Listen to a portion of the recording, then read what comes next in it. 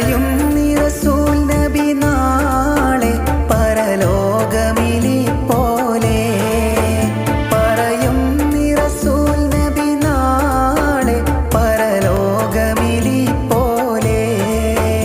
ആ രണ്ടു വിരലാലേ അടയാളം ഹശർ ഹാലേ.